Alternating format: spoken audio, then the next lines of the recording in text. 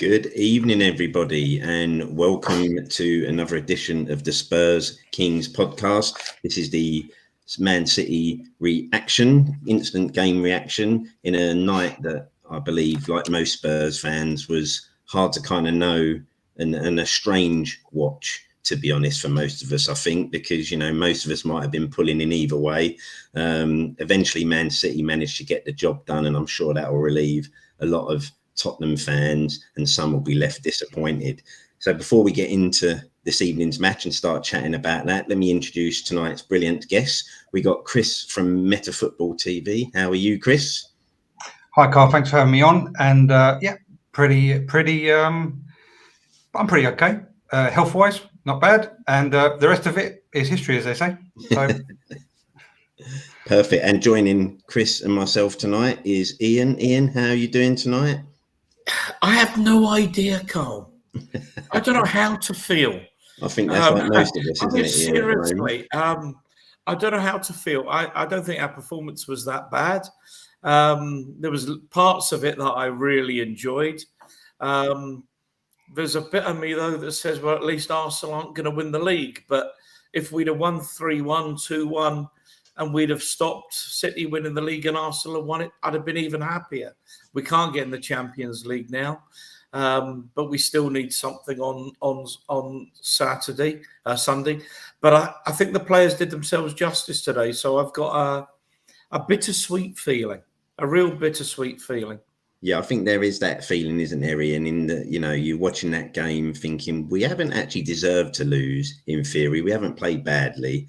But then there's part of you going, but I'm not actually I'm not sure if I'm that disappointed that we've lost, unfortunately. So we'll get into the game as we go on. And obviously, before we get going as well, everybody, make sure you leave us a like and subscribe. Yeah. And let's get going then. So, Chris, what's your thoughts on the lineup? Because lots of people were kind of surprised with the lineup in the fact that we're finally seeing Mickey van der Ven move to the left back position. A lot of people have been kind of calling out for a few weeks now since Ndoggy picked up his injury. What was your thoughts on the change tonight from Ange? Did you think there was going to be a change in the way we played or personnel? What was your thinking behind when you saw that team lineup? Yeah, I mean, the mid, he normally chops and changes anyway. There's no real consistency to it, so I wasn't really that surprised. Although I think that putting Pierre-Emile in there is more of contention rather than like progression in the play. He's not a game, he's not a player, so to speak. He's not a creator. He's more of a destroyer. So I could understand that, seeing as Man City are more of a playing team. So I could understand that from that point of view. He's an awful player. I really don't like him. I'm sorry about his family and friends that support him from near and afar. I just don't think that he's, up to scratch. And regarding, that's enough of the Højbjerg thing, because it does my head in. But on the VDV kind of aspect of the thing, he didn't actually invert that much. From what I was seeing, he kind of stayed out as a normal left backward. He came inwards slightly, and but from what we're accustomed to see, he actually didn't invert, and he was more of a creator from deep. He put a great ball into, I can't remember who it was. I think it was Benny, if I'm not mistaken.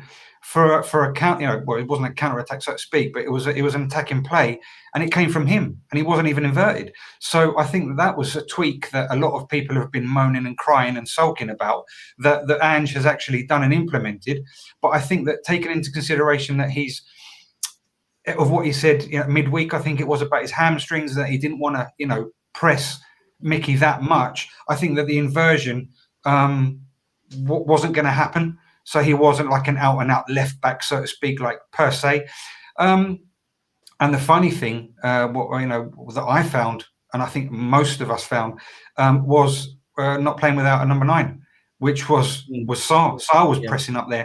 That was creative, and I actually found that very, very entertaining, to be honest. Withered away, towards the end of the game, that was logical. No one's going to last that long. But I thought it was very, very creative from Ange, and props to him. For those who say that he doesn't tweak and he doesn't do this and he's useless and he's out of his depth and Farmers League, and listen, man, he knows what he's doing, so just let him do it. Yeah, Ian, what were your thoughts when you saw the lineup? Yeah, I agree with Chris, particularly on that latter part. I live in Scotland. I watched Ange managing Celtic. I loved watching the football Celtic played, but there were two criticisms of Ange that were well made. Firstly, he didn't really cope very well with the low block, and we've seen that with Tottenham, that he's not always got an answer.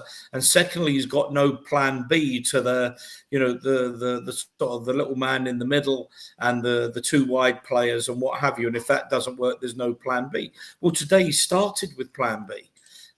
He set a team out that he thought tactically would cause City problems. And it did. People have been saying Van der Ven left back. I think tonight told you all you need to know about the fact that playing left back and playing left centre half is an entirely different skill set. And there were a number of occasions where Van der Ven was caught sort of drifting towards the left centre back position and almost forgetting that he was a left back and that he had Dragusin and Højbjerg inside him. Personally, I think the team would work really well with a five at the back. If you had Udogie and Porro, they would have more cover, and that would give them more freedom to get forward and play the role that Ange wants. But a couple of points. One, yes, we've lost, but we gave it one hell of a go against a team that's about to become the greatest team in the history of top flight English football, to win 4 in a row. No one's done that before. Fergie's not done it. Shankly's not done it. Fagan not done it. Herbert Chapman, the great Huddersfield and Arsenal manager in the 20s and 30s, hasn't done it. Pep might just do it. So it's no disgrace to lose to that side. The third thing I think on that basis is it shows we need more players. The manager's got it. He's got it up there. We need better players, more players and better players to play the system that he wants. But I really liked it playing Maddison as a false nine. There was that, and I mean, in fairness, that move I thought encapsulated it, where Johnson put the ball, he put it far too close to the goalkeeper who fumbled it, and it went out for a corner. But there were 4 players. There was Son, there was Sarr, Bentancur and one other, and Sarr was the furthest forward, a better delivery into the box. But that I loved that, to see those players getting 4 players into the box and Johnson breaking into the box with a ball. That's Ange ball, and a better delivery. Son scores that goal, makes it 1-1. What happens then? They have to really go for it. That's the small margins. Being philosophical, that's sport and life. It's the taking and making and taking of chances that actually makes the difference. And anyone can look at job opportunities or even chatting up that bird in the pub or thinking, no, I won't bother. And she ends up marrying your mate and all that. It was small margins. Son scores that. They've really got to go for it. They leave gaps. Maybe we win the game 2-1. Who knows? But I thought we equipped ourselves really, really well, and I'm not unhappy tonight. I'm certainly not as unhappy as I thought I might be. We gave a really good account of ourselves. Yeah, Tops. Thanks for joining us, mate. Looking forward to chatting to yourself. What did you think of the lineup when you saw it? Was you surprised by some of the changes that Ange had made tonight? Yeah, sorry, I'm a bit late coming on. That's all right, I was a little bit surprised. I was a bit surprised because we've kind of been calling towards the latter part of the season for Van der Ven to kind of play in that left sort of back sort of position, and it's interesting that he decided to bring him in today. Dragusin hasn't really had much game time, so obviously as well, maybe the physical presence against Haaland is kind of an interesting one. I was kind of surprised that he used Maddison on that left sort of attacking channel. which he has played before. I think he's played there for Leicester, but he certainly hasn't played it for us anyway. And I was a little bit surprised that he didn't try to maybe use Johnson on the left like he usually does and Kulu on the right. But to be honest with you, it seemed to work. I felt like in large bits of the game we had some level of control, and it didn't seem like the starting lineup or the selection really affected how we played too much today. Yeah, so obviously I think lots of Spurs fans were actually worried and probably going into that game thinking if we played anything like we had done in some of the Liverpool games or the Newcastle game, City would absolutely tear us apart, and this game would have been a lot more comfortable for City than it was. But Chris, I thought we started the game really well, didn't we? And we're looking really sharp, and I think for the first half we were definitely the better side. Yeah, definitely. I mean, I think that what helped us really was the Sar number 9 helping in the overload in the middle of the park. I felt that gave us a bit more contention in the middle, and we were, basically, I've got a bit of a theory, right? And we've been playing maybe the last 2 games with a handbrake, left off, because we seemed quite playing with a lot of urgency, especially against Arsenal. We were like full pelt, didn't matter what was happening. But for some reason against Liverpool, right, until they scored, right, and then it kind of like it went downhill a bit. And now we're like the handbrake's been let off, and we're playing with a much more conviction, less urgency, but we know we've got our ideas. There's more clarity, right? So if you want to, play, there's more link-up play, more combination play. There's more. It feels more natural, right? The players seem to know what they're doing now, right? And that obviously, turns out, the turnout, the end result is better opportunities. And it's easier on the eye for the spectator. The layman thinks we're playing really well now, and we did actually dominate, bar a couple of things, and of course here and there that we were surprised, and we surprised them and that, but I think that we did really well, to be honest. And there's details that have to be polished, and this, that, and the other, and the players may be subpar, perhaps, that have to be changed, and but we controlled. I mean, that was pretty good, pretty decent, against a juggernaut. I've got no complaints, really. I've got a few things here, like the combination play, right? And excuse me, because I do write these things down, but it's just 10 seconds. Combination play or link-up play, whatever you want to call it, all right? The defensive improvements, right, much better. Sar was very good. Dragishin was very good. And Van de Ven was not so inverted, as I said before. And PEH, as our friend from Denmark, just no. But the game, all in all, very well-rounded in the first half and in the second half as well. So...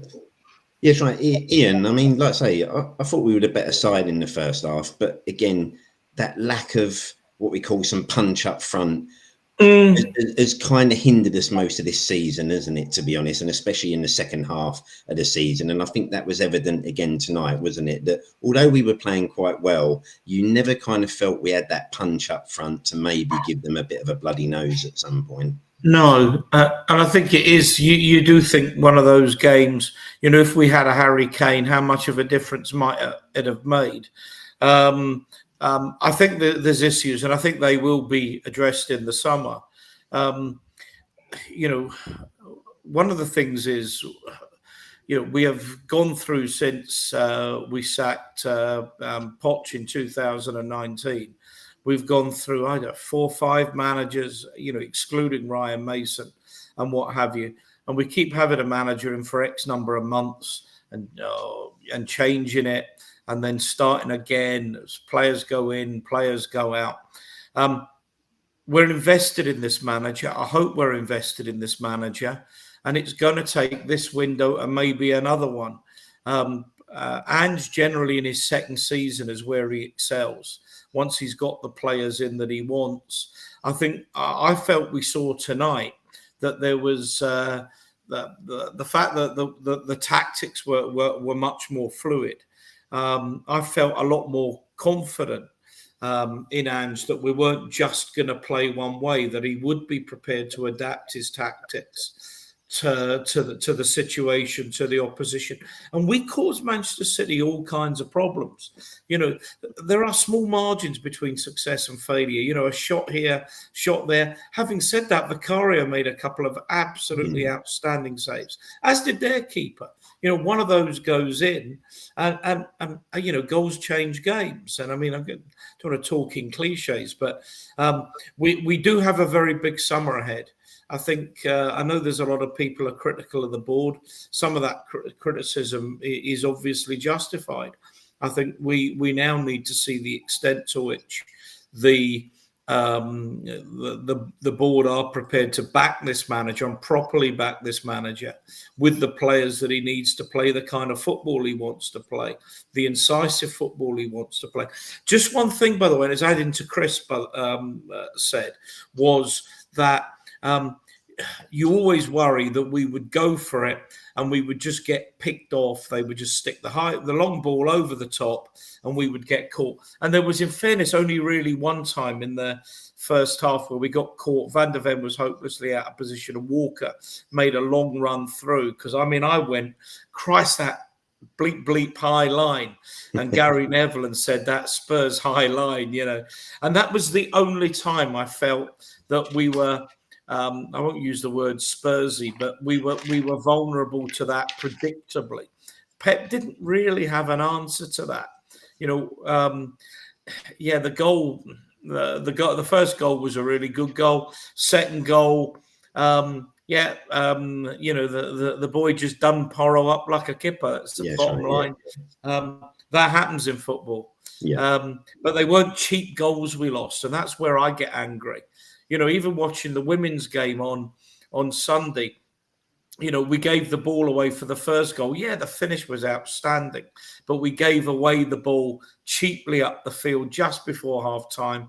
Could have gone in 0-0. You know, the girl Williams, you know, won 4 set pieces in the air. The fourth one, she actually scores a goal. And to me, they're cheap goals, if you can see. We didn't concede cheap goals tonight.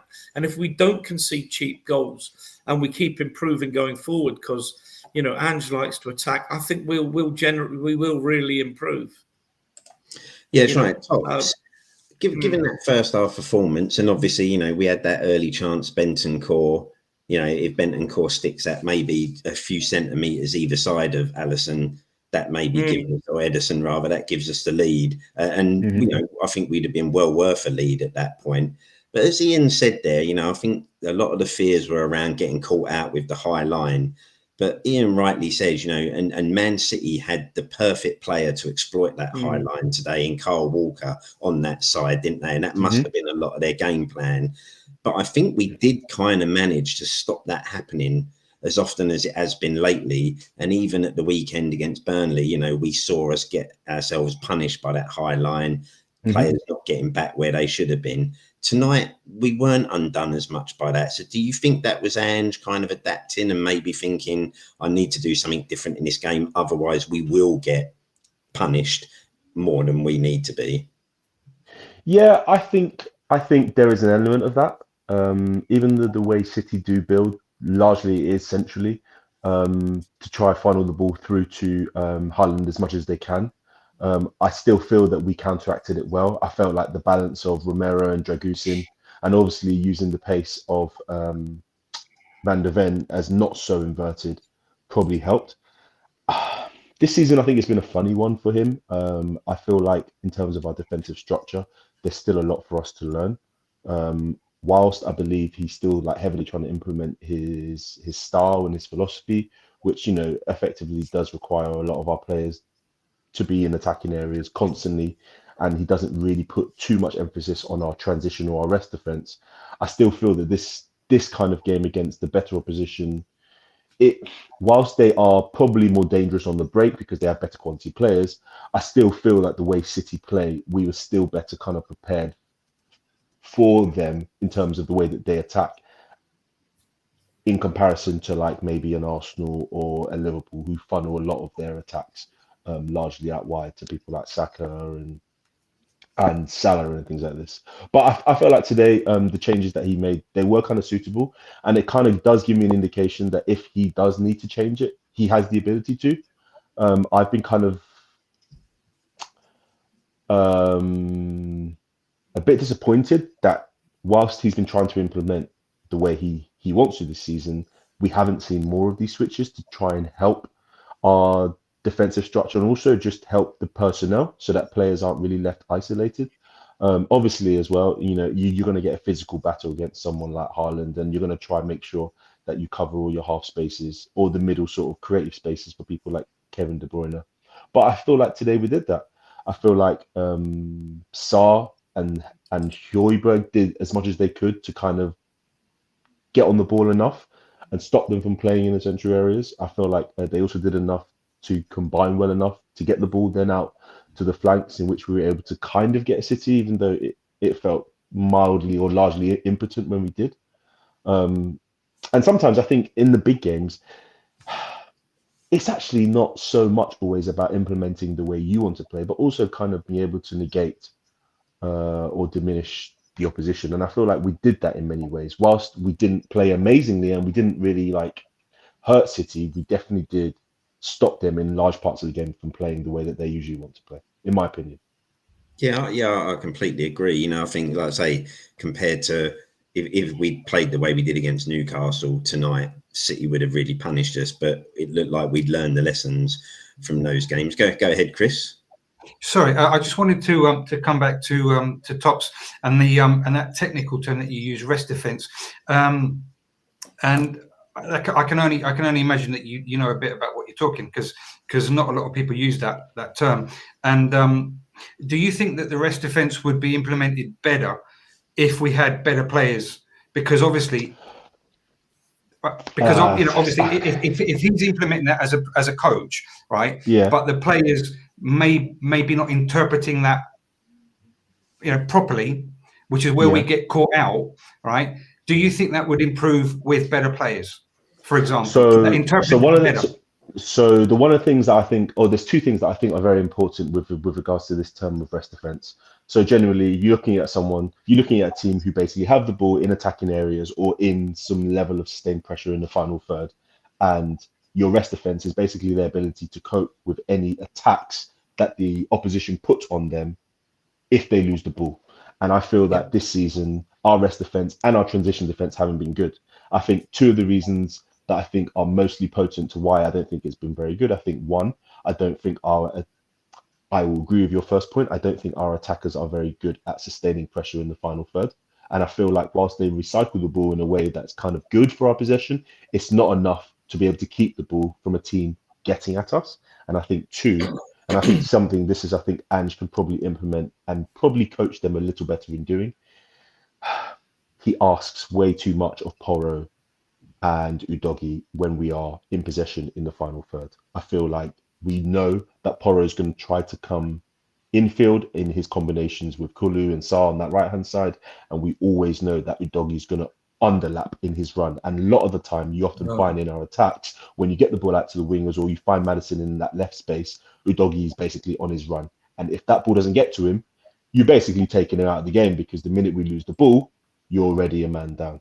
So I feel like whilst in many cases, I think it is important to have better players in the attacking third, yes, and also using the way that we attack and build in like a 3-5-2, where we have the two fullbacks kind of supporting the six in preventing any counter presses, you just find that the channels are often left bare and the centre backs are often left isolated, because if Porro or Udogie don't get the ball when they've basically committed to making the runs, whether it's outside or inside in the attack, we're just left open.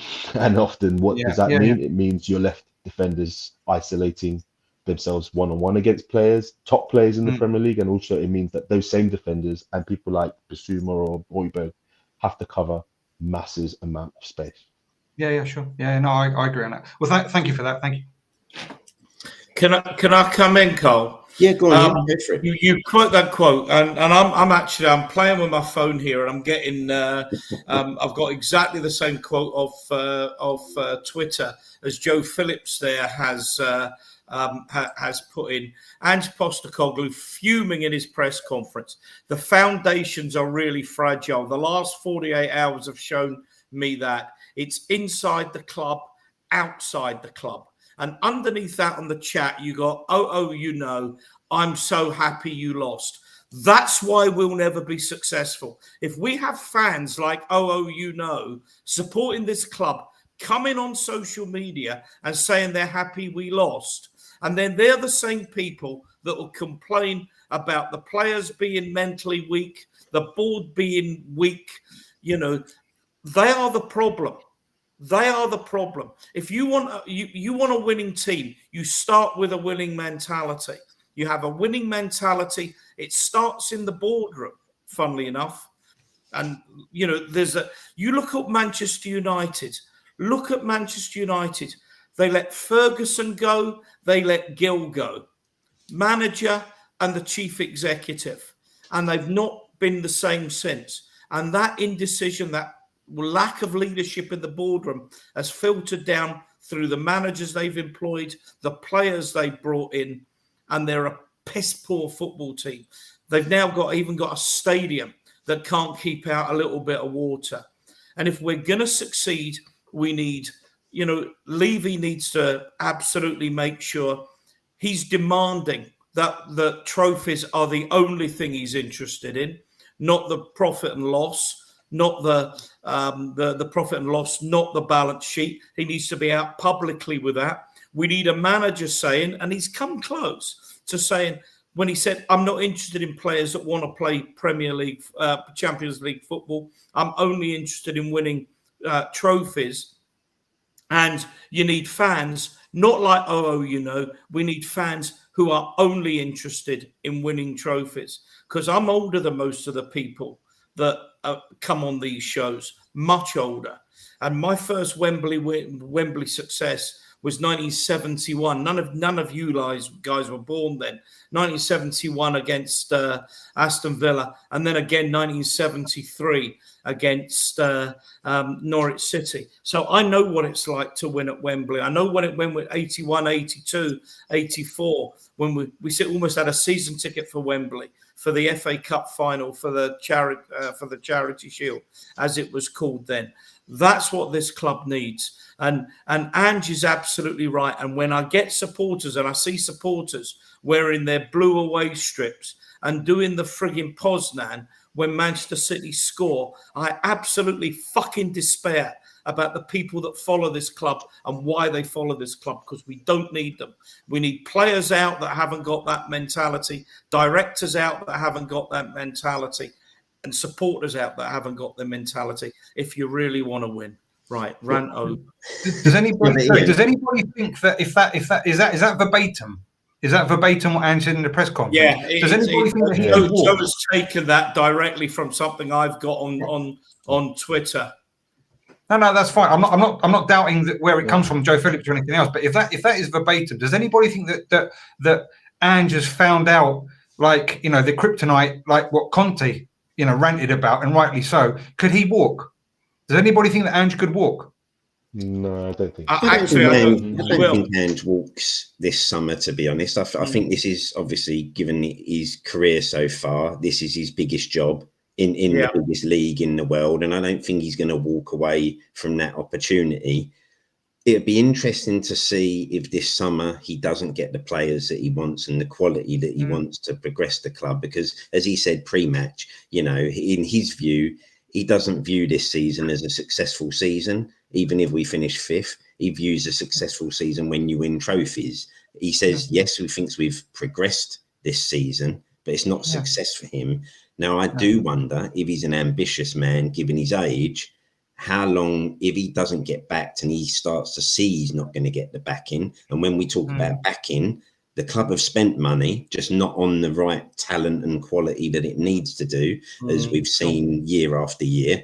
And, when you look at the sort of sums of money that we've spent on players like Johnson, Richarlison, if that had been invested more wisely, we probably could have had a better squad by now and a team that could have pushed on for things. And I just wonder if he sees another summer or another couple of transfer windows like that, say the summer in January, whether he becomes another manager that starts to think, it doesn't matter what I try to do here.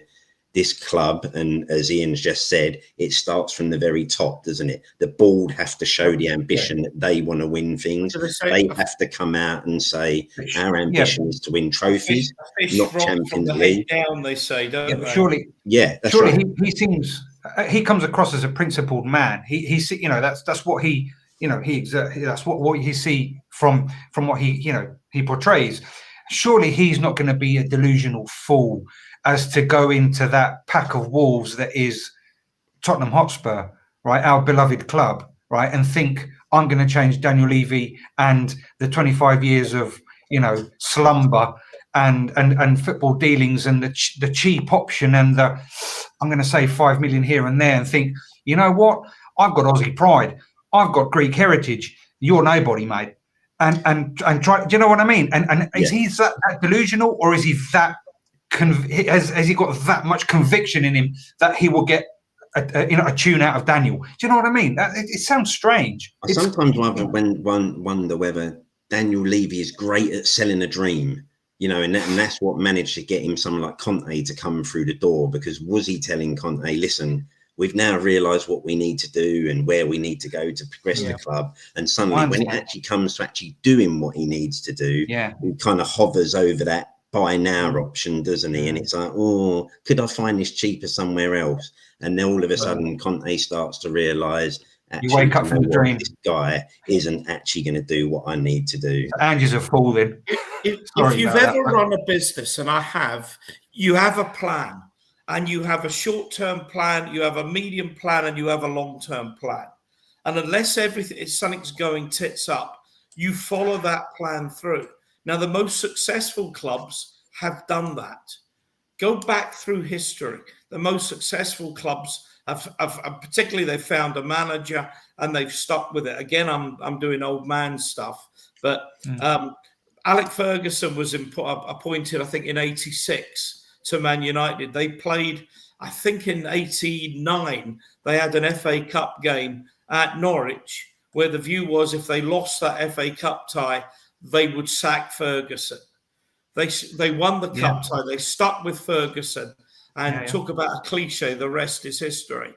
Arsenal picked up Arteta from City under, you know, it was the pupil under Pep. He finished 8th in his first year. I don't know where he finished in his second year, but we all know enough Arsenal supporters to know they wanted out. They wanted him out. They crumbled a couple of times. They wanted him out. The board stuck with him. They backed him. They gave him the money, and he found the piece of the jigsaw in Declan Rice. And all right, they're not going to win the league this season, but they've been mentally strong, physically strong. They played some superb football. We need to do that as a club. We need a plan, and we need to stick with it. You know, Levy. I mean, I'm getting you stuff from Eugene. Middle of the bloody night there for Eugene. It's nearly breakfast time for him. You know, Eugene knows, because I go on shows, and I'm not one of the big Levy outers. It's one of the reasons I'm asked on shows, because I'm not one of the big Levy outers. But when people start saying, "Oh, you're a Levy lover," or "You're a Levy inner," I get fucking angry, because I'm not. Levy has huge weaknesses. And one of the things is he's very short term in his thinking. For a highly intelligent man, which he is, he doesn't think strategically. He doesn't have a long-term strategic plan. And I want to see that he's got this, and he's going to back this manager, because I have total faith in this manager, and as well the team, with Lange and the other chap that's Paratici. Yeah, well, it's the other one as well. There's Lange. The other guy, the guy that effectively brought, can't remember his name now, the one they got in from Japan. Look, anyway, they've got a football department there that should be identifying the right players. and getting the players in and backing this manager. We know tonight they weren't good enough, albeit they did really well. But we have to, as a group, as players, coaches, managers, directors, supporters, all have to be as one in going for the common goal. Yeah, I agree. And above all, you need continuity. Look at all the top sides, all of them. They backed a manager, they've resourced a manager, they've stuck with a manager, and they've got success. Only Chelsea, and that was only because of, we now know Abramovich spending Putin's corrupt rubles, that change a manager every season and just throw another few $100 million at it. Most clubs can't run that way. So you need a solid action plan. You need a strategy to follow. And I think we should be doing this with this man. It's up to Levy as well to be to put the money up. So, I've agreed with a lot of that Joe said about 50 that he said. I've not agreed with it. One thing he said, oh, there'll be 50 million. I mean, I'm told there's 150 million in the kitty to spend this year. And I would think, looking at the accounts and the Kane money and what have you, that would be about right. Plus, presumably, we'd add to that money that we could get in. And there's talk about the Saudis paying, 50 million or 60 million for Richarlison. There'll be a lot of other players going out the door. Maybe we'll spend 200 million and we'll put in place the players that might have just taken us over the line tonight. Yeah, I mean, Chris, if we look at that then, because like I say, tonight's game, it was what it was. If we start looking forward to next season now and, thinking we need to start building for what's coming, what areas are you looking to go out and strengthen in the summer? What for you are the vital areas and where we desperately need to go and make sure we spend that? Say we do have close to 200 million. Where are we investing that money, or where do we really need to invest that money for you? For me, definitely striker, and out on the wings, definitely. And then you could, bits and bobs here and there in defence, like backup, and in midfield you've got to brighten that up as well. But definitely, if I had to, if you had to say, right, keeper, defence, mid, and forward line, definitely forward line. If I only had to choose one of them, forward line. You can get away a bit with the mid, but definitely, if you haven't got a forward line to put the balls away and to create that, that final third killer punch, then you're just useless, because I think that it's quite lackluster. And as I was saying, before we went on air, Brennan Johnson is great, but I think that he's great in open space, as in a counter-attacking kind of. At least from what I saw for Nottingham Forest, great in open space. He's only 22, yet he's going to get better. He's got a ceiling on him, but you can't put all of your eggs in one basket just for a 22-year-old. But then if that's the kind of player that you've bought, surely you're going to have to play that way. But we're dominating. We control the ball. The last time I looked, we had the third highest field tilt in the Premier League, but that is shows to me that you are not a counter-attacking team. You are a ball-dominating team in your opponent's half. So you're more static than you are, over the top in space. Yeah, that may come from defending in corner and you go on a counter-attack, but that's not as often as you'd like. So these kind of players are not as necessary. You need more technical players, like what we mentioned, Cole. You need a Doku. You need a Doku that drops the shoulder and leave you for dead. Yeah, exactly. More technical, more quick feet, more leave you for dead kind of. That makes you think, because anyone that's got Brendan Johnson in front of you, like as I said before, go and have a cup of tea, smoke a fag, put the washing machine on, read a couple of magazines, a couple of books, and he'd still be there waiting for you with the ball in his foot. That is my opinion. I think, because I think we need a Doku-esque kind of player, and not a Brennan Johnson to create that kind of urgency in the defence. But then definitely a striker, backup striker. If Richarlison's gonna bring home the golden rooster with all that money from Saudi. Left wing, definitely Goodmanson from, he's purportedly on our radar. £30 million, €35 million. I've checked him out on the channel. I've done a bit of a review on him. I saw him against Sassuolo. I think it was yesterday or on the weekend. I thought he looked quite good. Ball carrying is brilliant. In open play, he's very, very good. But statically, he's very good as well. So, these kind of players are those kind of fine margins that Ian was talking about.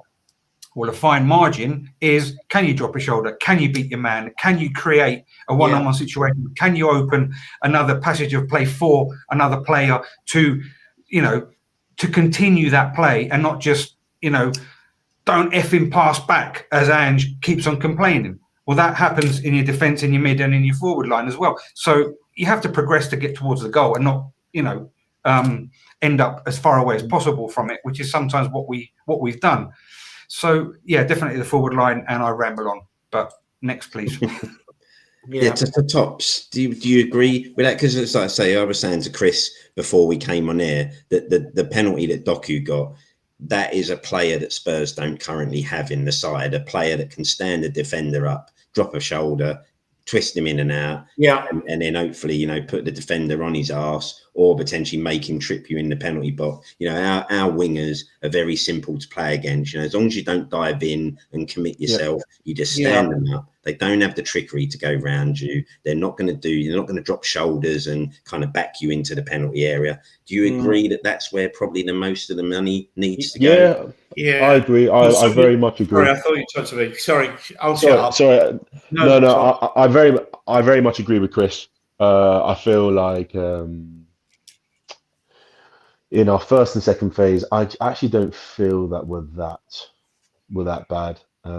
I feel like we do build play quite nicely.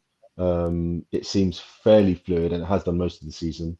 But like I said as well, most of the problems that we've had is getting the ball into the final third and then having players who are incisive, clinical, effective enough to hurt teams in the final third. I actually think we need two wingers. On balance, I feel like whilst I wasn't keen on Johnson, I didn't think his technical profile was high enough. But having seen him, I think he deserves to be given another season. I feel like whilst he isn't a first team starting level player, I think he's a good squad option. So I'm very much happy to keep him. I very much feel Son is being asked to do lots of different things, and generally because of his over XG finishing, he's a player we have to keep. Plus, I think he's still at a good age and in very good condition. I don't think Kulu's a winger, unfortunately. I just don't think he has the profile that I thought he once did. I look at him as being someone who's quite labile. He doesn't have the one-on-one ability that we thought he did. I feel like his crossing ability is quite mixed. And for someone who's a winger or an attacking player, his reluctance to shoot is like confusing. It's baffling at this point. So at best. I think at this point, like I said, I do agree with Chris. I think we need two wingers, and when I say two wingers, we need wingers who are of, in my opinion, starting ability. For the first team, I think they've got to have the ability to be able to create their own offense. I think people don't realize how important it is to have a player like that, because sometimes if a team's sitting in a low block, or if a team is even in the middle, or is even in a mid block, it's very difficult to break teams down. Sometimes you need someone who's got the ability to actually just create his own offense, to create his own chance, to create his own shots, but also a player who has the ability to combine with others well, and has the ability to be able to take someone on one-on-one. I actually think outside of Johnson, we're lacking speed. I feel like getting someone who would be quick, who is a general goal threat, so kind of in the inside forward kind of mold, I think is important. I think we need a striker. I think for the first time in a long time, I feel like the striker market is actually good. I feel like there's a lot of young and talented strikers in the market at the moment, and I also feel that there's some that are not even that young, but actually very, very of good quality. And even though it will cost, I think there are players that really will change us. with different profiles. Another position I think is key for us, and I really think is actually more one of the most important is a six. Yeah. I don't know. I like I don't think Basuma, but Basuma's going to cut it, is he, I to be just had honest? this. I had this. I don't know. I won't go on, but I had this weird feeling when I first was watching him at Brighton, and I was like, is this player a what's the term? Small, big fish in a small pond. Yeah. And I feel like maybe we didn't really look at him because I do think he's a tenacious eight. I think he is an eight. He's a box to box. He's able to get up and down. He's fairly technical. He doesn't have a massive passing range, but I think he does lots of Premier League stuff well. But I feel like you're asking him to do far too much as a six, especially as a lone six. He has to cover too much ground. I feel like because of the way we play, it's not his fault. I feel teams have cottoned on to be able to press that middle area to stop us from building in those first and second phases. And I feel like someone who's more of well, when I say these traits, I think it's like amazing to be able to find someone of this level because you'll be literally talking about a Rodri or a Rice type level player, but player who is press resistant, physically imposing, and is able to do a lot of the off the ball stuff very, very well. If you find a player like this, I think honestly, from a defensive structure like position, a lot of our problems go away, in my opinion. Off the ball anyway. But, Yeah, Ian, where do you stand with Son next season? Where do you want to see him play? Because I agree with Tops. I think we need to bring in a main number 9 next season who plays up top, and I don't think Son is that player who can lead the line. In terms of the fact that his hold up play probably isn't strong enough in his hold up play. Where do you see Son next season? Because there is lots of rumors, isn't there, or lots of rumblings of fans saying that they're not sure if they want to keep him, and that some would happily tell you they'd sell him right now if a decent bid come in. Where do you stand at the moment with Son, Ian? I would let him go if the money was right. Same as Richarlison. I've read though that, excuse me, that Ange sees him playing a big role next season.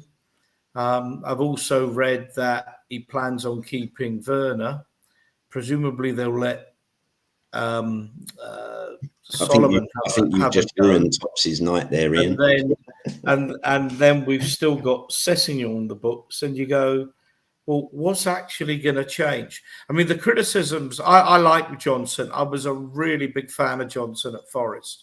But, Chris makes a really good point about the way he plays, and he'd be much more effective on the counter. There is no doubt that he's been profligate with the ball. I mean, if I'm honest, but if we're going to progress, we're going to need to improve. And I don't think Sonny at 31, I think he is now, and he was poor last season. He's been marginally better this season in phases. I don't think he's going to be a better 32, 33, 34-year-old. And if the Saudis were coming in with 30 million or something stupid, we can do better. We can do better with that money, in my opinion. Can I talk, because I've had my social media on. First of all, there's a quote from Pep saying if Spurs stick with this manager, they're going to be really incredible. Now, I don't know about incredible, but I think we're going to be really good if we stick with him for once we back a manager. Ange, though, says on what he wants to change at Spurs, I already know what I want to do. It's just I've got to make some adjustments to how I do it. And I think there's stuff from his press conference that he is pretty disgusted at the attitude of some supporters wanting to lose today's game. And there's people on here, I called them out earlier. I don't have another rant, but saying good result, we won.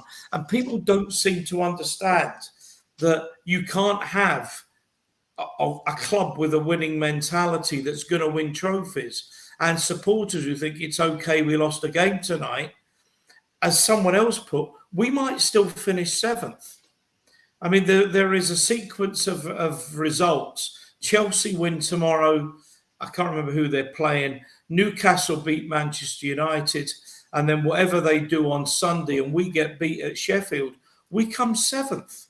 So how anyone can want us to lose to is actually beyond my comprehension. Yes, I think we'll go and get something at Sheffield, and the job will be done, because I think as long as we get a point at Sheffield, we're guaranteed to finish 5th, which would actually be a decent result. But you know, I don't know. I understand your point of view, Ian, but I think there's two things there that I think is really important to understand. If our fans are so mentally fragile that they think that we could drop points to Sheffield, we've just been relegated. We're 5th in the league. I just don't understand where, one, we see that, and two, people just need to understand that it has to be a level of context. I think the biggest issue that everyone's having this moment is that I don't think people are understanding the context. Whilst it's important for you to look at the game as in isolation, as a game that we have to try and win to get as many points as possible, I also think it's kind of hypocritical of the managers to do so when we've just come off the back of 5 games in which 3 of them were big games against teams that are at the top end of the league, against 2 of them that are our deepest rivals, in which we basically didn't turn up. So for us to now turn around and say that this game is as important as those in which we didn't turn up, for us to not suddenly decide that actually, if we didn't perform well or if we lost this game, I think it's hypocritical. I think it's hypocritical of us to look at it in a way that, okay, we should be fighting for every point, but we're in game week 37. We're in game week 37. We should have wrapped this up a long time ago. And to be honest with you, had we got even just a point against either Chelsea or Arsenal, it would be completely different. You see, it would be completely different. So I understand. I genuinely do, because very much like you've been a Spurs fan longer than I have. Like, I want the club to move in the direction that we should be. I think our trajectory is good. I think this manager is the kind of person that we want to. But as a Spurs fan looking at this objectively, the season has been done once that 4-5 game run came to an end, losing at Liverpool. To me, mentally, it felt like it was done. And our involvement in it was just to aid whatever happened to the other teams, whether it's Man City, whether it's Newcastle, whether it's Arsenal. And honestly, today, had we won, I wouldn't have been upset. But the fact that we lost, honestly, I can't sit here and be like, I'm super unhappy, because at the end of the day, I just think of the greater good as a fan base. I mean, what was the gain from it? What was the gain from it? Like, I don't think we're in a position to be genuinely mentally fragile to think that we might not finish where we do because we may not have the ability to beat Sheffield. We just went toe-to-toe for about 70 minutes with the best team in the league. I think there will be, won't there? There'll be lots of group chats where people are suggesting that, well, yeah, but we'll bottle it at Sheffield United. And come on, lads, if you've watched Sheffield United this season, if anyone thinks you're going to go there on the last day and get turned over by them, then you've not been watching. You've not been watching that. Do you know how many goals they've conceded in the Premier League? They've conceded 100+ goals. First team in Premier League history to concede 100+ goals in a 38-game season since the induction of the Premier League. I just don't understand why our fans are so worried about this sort of this is a topic for another. But so Tottenham fans like to live off and feed off of that sort of. Well, this is it. It's PTSD. It's PTSD. This is it. You see, it's just general PTSD. We've been hurt and suffered so much that we only think and catastrophize. But I think we was having a chat before the game, weren't we? Where we had some people in a group chat kind of going mental because Andrew said he wanted to win the game tonight, and it's a bit like, what? There's lots to build on. Are you expecting the guy to come out and say before a game? It's a professional game, Do they honestly actually want him to say, I absolutely want to be able to come and lose this game so that our biggest rivals don't? Of course, he's not going to say that. I've told all my players, don't shoot, don't, miss passes tonight. I think it's such a difficult conversation to have, and to be honest with you, him saying those comments, what do I take from it?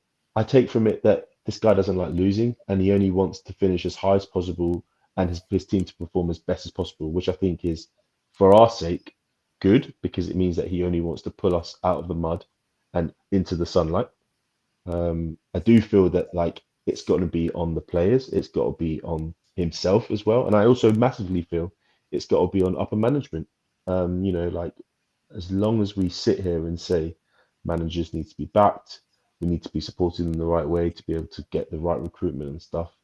You know, we need to see it. We need to see it. We need to be given reason to not believe that a lot of what they're saying is just hot air. You know, Well, I think it's always the fear, isn't it? You know, we kind of see the shoots of something positive, and then we all know we sit on that fear of like, will we take advantage of this opportunity that we've got right now in the right way to be able to push the club on? And I think year after year, I think a lot of supporters have just got PTSD, haven't they, from transfer windows gone past, where there's that lack of trust in the fact that the club are going to go out and do what they probably need to do. We'll start wrapping it up now, because obviously I know you guys, it's late in the evening. Chris, did that performance tonight give you some confidence going into next season that Ange will be able to get this right? Yeah, of course, because I can see the, you know, the seed, the way that he wants to play, the way that he wants to do things. He just needs the cliche better tools to do it. Because if we agree that we need wingers, we need a striker, we need to, you know, bolster the midfield, we need, although no one was in agreement with me, but I did say that we needed backup for defence, for example, when things like injuries or, you know, cards or whatever. But we do need to bolster the team. We do need to, you know, to improve certain areas of the team. If that can be done, the way we play and the way that we show that we can play, right, and it isn't even halfway there yet, or whatever the percentage is, we could do serious damage, right? And you know, I don't want to fly off the handle here by, you know, off one performance and we even lost. But the last game, as I said before, we played without the handbrake on, and there was a completely difference from the game before. Tonight we played without the handbrake on, and it was brilliant, right? Yeah, we're not going to win the league by playing that way, because there needs to be, you know, implementations of stuff that need to improve, plus the players. But that is the general idea of what we can get. And if anyone turns around and says, yeah, but it doesn't convince me, I don't want this kind of football, I'm sorry, but you're just delusional. Because I like watching free-flowing attacking football where, you know, it gets you off your seat. And we can do that. We can do that. It's just, I think we need to improve on certain areas. And basically that's it. And it's only going to get better, right, if Ange's past history, which Ian was, you know, always alludes to, and history itself proves that his second season is always better. Whether it's a farmers league, whether it's a plumbers league, or whether it's a, you know, an ambulance drivers league, I don't care what you call it. It's football at the end of the day, right? You can only implement, you can only do what, you know, what's there. If those things can be addressed properly, why can't we be happy, or happier than what we are? Ian, I know you need to go. Thanks for tonight. Yeah. Are you positive for what's coming in the future? A bit boring probably, but me and Chris, I think, have agreed pretty well with everything the other has said. I think that I saw a lot of signs tonight. We at the beginning. What I don't understand, and the thing that disappoints, is when you look at that first half dozen, 10 games or so, how good we were and the plaudits we were getting.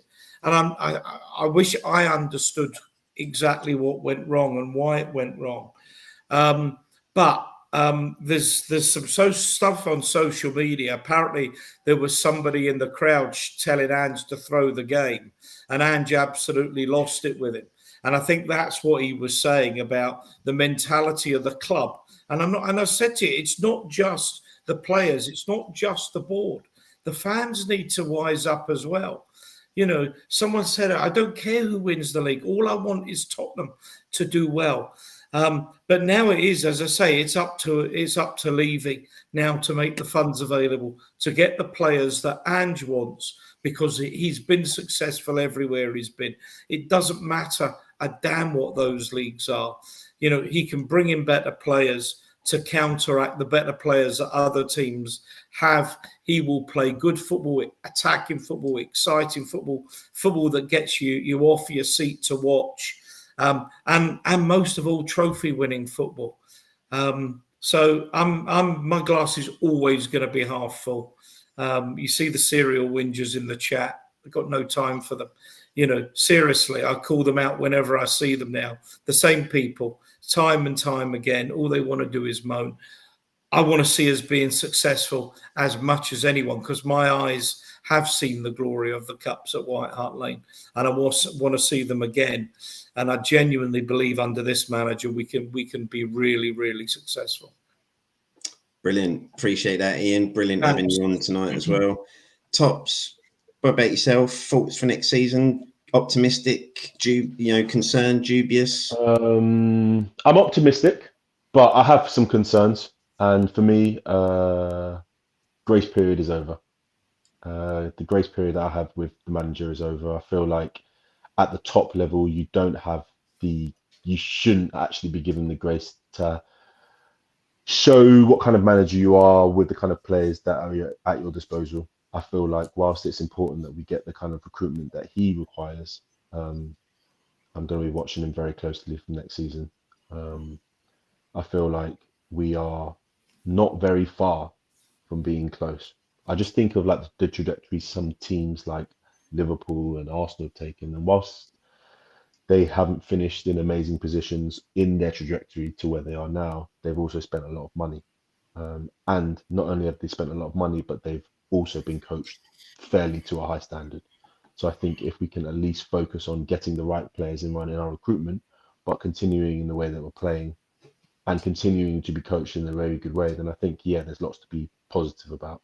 But there are some things that have concerned me this season, namely our attack and our defensive structure. But I feel there's definitely something to build on for next season, indefinitely. Like I'm behind Ange. I've never been this season at any point. I've never wanted him out. I've never been unhappy with him. I felt like he's been naive at points, but I feel like the general basis for what he's doing is positive. Completely agree, mate. Completely agree. Okay, we'll leave it there, guys. Really appreciate you coming on tonight after what was a rather late night and a decent game in the end. Hopefully see you all soon. Everybody, please make sure you subscribe and subscribe to Spurs Kings TV. Coming at you with loads more content. Marlon will probably be back for the Sheffield United match reaction, and we'll see you all then. Cheers, everybody. Thank you. Take care.